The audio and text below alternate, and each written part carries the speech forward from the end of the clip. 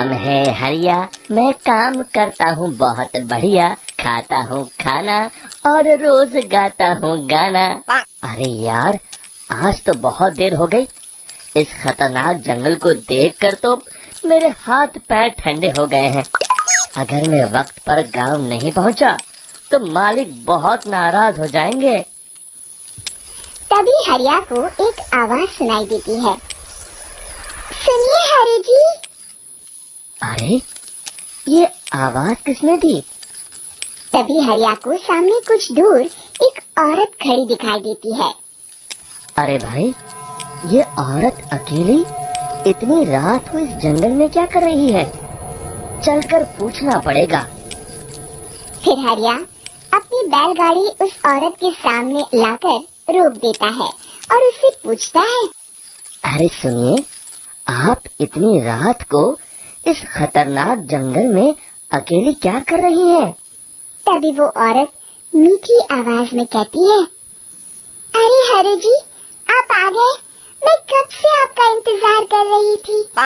वैसे तो यहाँ से काफी लोग गुजर चुके हैं, लेकिन मैं खास आपका इंतजार कर रही थी।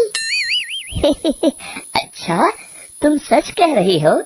मुझे तो यकीन नहीं हो रहा है। वो क्या है ना, आज तक किसी ने मुझसे इतने प्यार से बात नहीं की।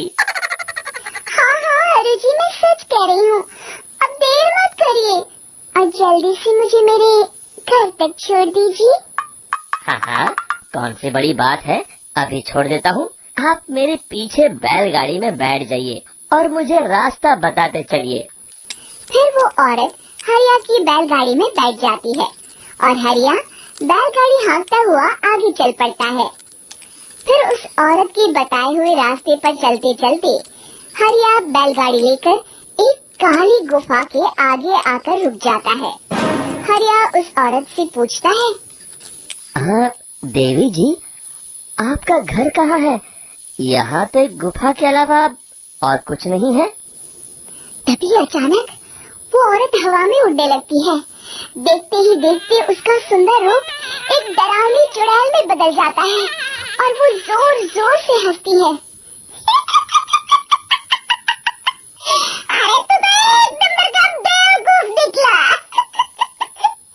तू तो बड़ी आसानी से मेरी बातों में आ गया। अरे मर गया रे, ये तो एक चुड़ैल है। हे भगवान बचा ले, ये तो बड़ी डरावनी दिखाई दे रही है। और फिर अगले ही पल हरिया की बैलगाड़ी में रखा सारा सामान हवा में उड़ता हुआ उस काली गुफा के अंदर चला जाता है और वो चुड़ैल भी उस गुफा के अंदर जाकर कहीं गायब हो जाती है। हरिया ये नजारा देख बुरी तरह घबरा और परेशान हो जाता है। अरे, ये चुड़ैल तो मेरा सारा सामान लेकर गुफा में गायब हो गई। अब क्या होगा? अगर मैं गांव खाली हाथ गया तो मालिक मेरी अच्छी खबर लेंगे। मेरी इस बात का कोई यकीन भी नहीं करेगा। फिर आखिर वही हुआ। हरिया के मालिक चंपक सेठ को हरिया की किसी भी बात पर रत्ती भर भी यकीन नहीं हुआ। चंपक सेठ को लगा हरिया झूठ बोल रहा है और उसने ही लालच में आकर सारा सामान हड़प कर लिया है। फिर हरिया को बेईमान समझकर चंपक सेठ उसे काम से निकाल देता है। अगले दिन अपनी दुकान में परेशान बैठा चंपक सेठ गुस्से में बड़बड़ाता है। अरे, दुकान में तो सामान बिल्कुल भी नहीं है। अब मुझे ही शहर जाकर सामान लाना होगा। फिर वो अपनी बैलगाड़ी लेकर शहर चला जाता है। शहर से सामान लेकर जब चंपक सेठ वापस गांव लौट रहा होता है, तभी उसे एक आवाज सुनाई देती है। चंपक जी, ओ चंपक जी। अरे, ये तो कोई मेरा नाम लेकर मुझे पुकार रहा है। फिर उस रास्ते में वही औरत खड़ी दिखाई देती है। फिर क्या था, हरिया की तरह चंपक सेठ भी उस औरत के पास अपनी बैलगाड़ी लेकर जाता है और वो भी उसकी चिकनी चुपड़ी बातों के मुंह जाल में फंस जाता है। फिर चुड़ैल उसे भी अपनी गुफा तक ले जाती है और उसका सारा सामान लेकर गुफा में गायब हो जाती है। बेचारा चंपक सेठ लाचार होकर खाली हाथ गांव लौट आता है।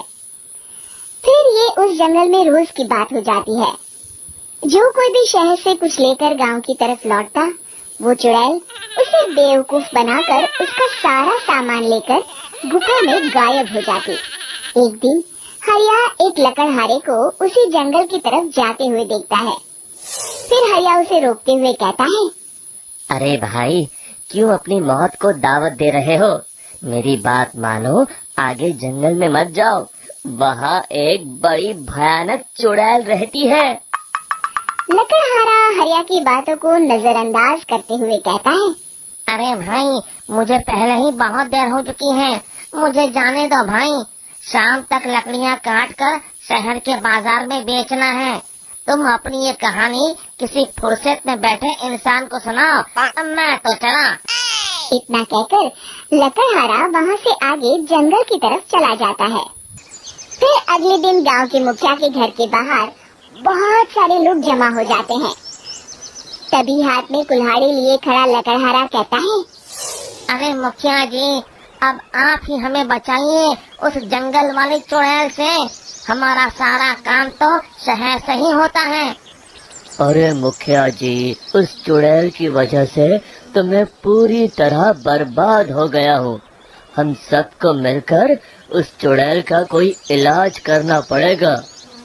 तभी भीड़ में खड़ा वीरा कहता है, आप लोग चिंता मत करिए, कल से वो चुड़ैल किसी को नहीं लूट पाएगी। मेरे पास एक बहुत अच्छी तरकीब है। तभी चंपक सेठ उसका मजाक उड़ाते हुए कहता है, अरे तेरा नाम वीरा है तो क्या हुआ? तूने अभी उस चुड़ैल को देखा नहीं है? जाकर अपना काम कर, बड़ा आया। तब मुखिया जी कहते हैं, नहीं नहीं चंपक सेठ, मुझे लगता है हमें इस लड़के को एक मौका देना चाहिए। फिर सभी गांव वाले मुखिया जी की बातों से सहमत हो जाते हैं और वीरा शाम को एक बैलगाड़ी में कुछ सामान लाद कर उस जंगल की ओर चल देता है। वीरा, ओ वीरा, कहाँ जा रहा है? तभी वीरा मुड़ के देखता है, वही चुड़ैल एक औरत के रूप में खड़ी है। अरे बहन जी, मैं आपको ही ढूंढ रहा था। देखिए, मैं आपके लिए क्या लाया हूँ। अरे वाह, तो खुद मेरे लिए इतना सामान लाया है। तू ही अकेला गांव में समझदार है। जरा देखो, मैं भी खोल के बड़ी भूख लगी। जैसे ही चुड़ैल उस सामान पर से कपड़ा हटाती है, एक भगवान शिव की तेज रोशनी उसके अंदर मूर्ति से निकलती है और चुड़ैल अपने असली रूप में आकर जलने लगती है। अरे मैं जल रही हूँ, बचाओ! बचाओ! ओम नमः शिवाय! देखते ही देखते वो चुड़ैल राख के साथ उड़ जाती है और सभी गांव वाले भी वहां आ जाते हैं। शिक्षा बुराई पे सदा अच्छाई की ही जीत होती है। सृष्टि बचपन से ही दिखने में सुंदर नहीं थी, लेकिन अमीर बाप की बेटी सृष्टि पर उसकी माँ जान छिड़कती। मेरी बेटी कितनी प्यारी है, भगवान सबको सृष्टि जैसी बेटी दे। सृष्टि धीरे धीरे बड़ी होती है। एक दिन सृष्टि की सहेली कहती है, तू दिखने में कितनी अजीब सी है, लेकिन मैं जानती हूँ हम सब में सबसे अच्छी शादी तो तेरी ही होगी। तेरे पापा अमीर जो है। और बता नहीं सकते यार, दहेज तो हर कोई देता है, ये क्या ज्यादा ले जाएगी अपने पति के लिए? अरे बड़े शहर में कोठी है इसके पापा की। अरे पापा की है ना, कौन सी इसकी है? इसकी होती तब तो कोई भी लड़का इससे शादी कर लेता। अरे पापा की मतलब पापा की है तो मेरी ही है ना? किसने कहा? अब तेरी तो तब होगी ना जब तेरा भाई ना हो। वैसे भी शादी के बाद सारी प्रॉपर्टी भाई के नाम होती है। सृष्टि समझ जाती है कि उसे किसी भी हालत में माँ बाप की सारी प्रॉपर्टी को अपने नाम करना है, लेकिन कैसे? एक दिन सृष्टि का भाई शीनू कहता है, बहन क्या कर रही है? तुझसे एक बात करनी है। अरे हाँ हाँ करना, मैं तो तेरी बहन हूँ। बहन, मेरी लाइफ में ना एक लड़की है, बहुत अच्छी है। मैं सोच रहा हूँ माँ और पापा से बात करूँ शादी के लिए। सृष्टि को समझ में आ जाता है कि भाई की शादी होते ही भाभी उसे एक दिन भी घर में बर्दाश्त नहीं करेगी। क्या बात है भाई, बताना कौन है वो? यार वो बहुत अच्छी लड़की है, पढ़ी लिखी है, मेरे साथ जॉब भी करती है। बस एक प्रॉब्लम है। प्रॉब्लम? क्या प्रॉब्लम है भाई? यार वो शादीशुदा है, लेकिन उसके पति ने उसे सिर्फ इसलिए छोड़ दिया क्योंकि उसके माँ बाप दहेज नहीं दे पाए। सृष्टि ये सुनकर न जाने क्यों खुश हो जाती है। अरे भाई तो क्या हुआ, लड़की तुझे तो पसंद है ना? शीनू को लगता है कि बहन उसे समझ रही है। वो इस बात से अनजान होता है कि उसकी बहन की मंशा पूरा घर हड़पने की है। सृष्टि अपनी माँ से कहती है, मम्मी मुझे तो बहुत चिंता है। पता है शीनू क्या कर रहा है? अरे क्या कर रहा है, वो तो काम पर जाता है और वापस घर आता है। नहीं ना माँ, वो यही तो नहीं कर रहा, बाकी सब कर रहा है। आपको पता है उससे प्यार है, और वो भी एक शादीशुदा लड़की से। ये क्या हो गया, मैं सोसाइटी में क्या मुंह दिखाऊंगी? अरे तेरे पापा तो यही कहेंगे कि मैंने ही उसे बिगाड़ दिया है। माँ देखो, मेरी बात मानो, पापा पर भी विश्वास करने की जरूरत नहीं है। अब आप ही बताओ, पापा इतनी देर घर के बाहर रहते हैं क्यों, बोलो? अरे बेटा वो तो नौकरी करते हैं ना। तू बहुत भोली है माँ, पापा का ऑफिस तो 7 बजे खत्म हो जाता है, लेकिन देखो कितनी देर से आते हैं। अरे नहीं नहीं बेटा, ऐसी कोई बात नहीं है। सृष्टि माँ को एक औरत से बात करते पिता की फोटो दिखाती है। देखो माँ, कैसे हैं पापा? मैं ना कहती थी कि पापा सही नहीं है। मैं तेरे पापा से बात करूंगी, दे फोटो मुझे। ओ माँ, वो तो डिलीट हो गई। लेकिन चल, तूने तो देख लिया ना, पापा से बाद में बात कर लेना। और हाँ, मेरा नाम बिल्कुल मत लेना। हाँ माँ। अब क्या था, सृष्टि के माँ और पिता के बीच झगड़ा होना शुरू हो जाता है। सृष्टि के मन में क्या चल रहा था कोई नहीं जानता था। एक दिन, माँ सृष्टि के लिए एक लड़का देखा है, वो लोग शाम को उसे देखने आने वाले हैं। और हाँ माँ, एक खुशखबरी, मैं और पापा मिलकर एक नया बिजनेस ट्राई कर रहे हैं। शाम को लड़का आता है, सांवले रंग का। सृष्टि को तो बिल्कुल भी पसंद नहीं आता। लड़की की माँ कहती है, लड़की का चेहरा तो कोई खास नहीं, लेकिन अगर मेरे बेटे को आप लोग सेटल कर दें तो मैं उसकी शादी आपकी बेटी से करवा दूं। सृष्टि को लड़का बिल्कुल पसंद नहीं था। उसे भाई पर गुस्सा आ जाता है।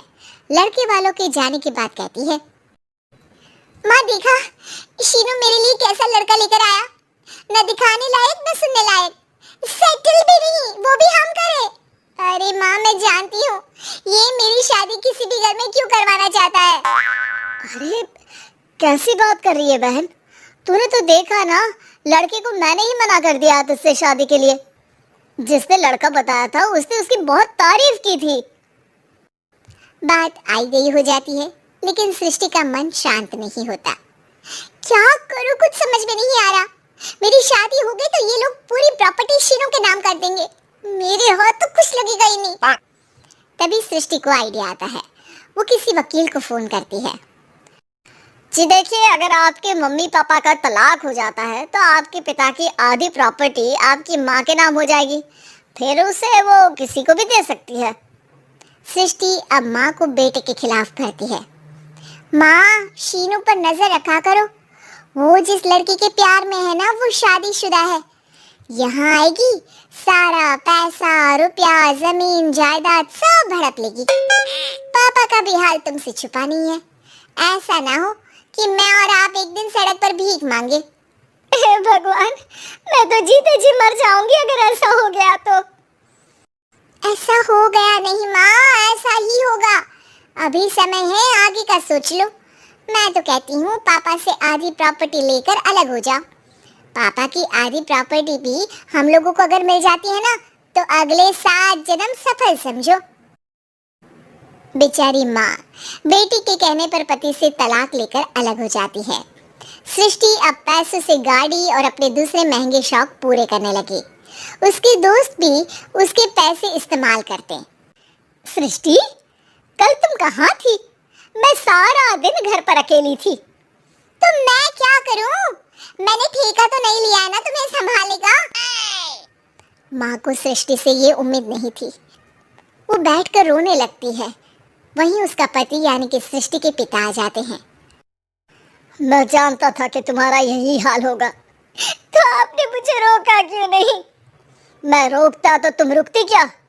सृष्टि के कहने पर तुमने मुझ पर अपने बेटे पर शक किया, लेकिन तुम ये भूल गई कि कैसे हम दोनों ने मिलकर जीवन में इतना सब खड़ा किया। माँ पति के गले लग जाती है। मुझे माफ कर दीजिए, मैंने आपकी कमाई का एक बड़ा हिस्सा गवा दिया। कोई बात नहीं, तुम साथ हो तो मैं ऐसी 7 प्रॉपर्टी खड़ी कर दूंगा। तभी वहाँ सृष्टि आ जाती है रोते हुए।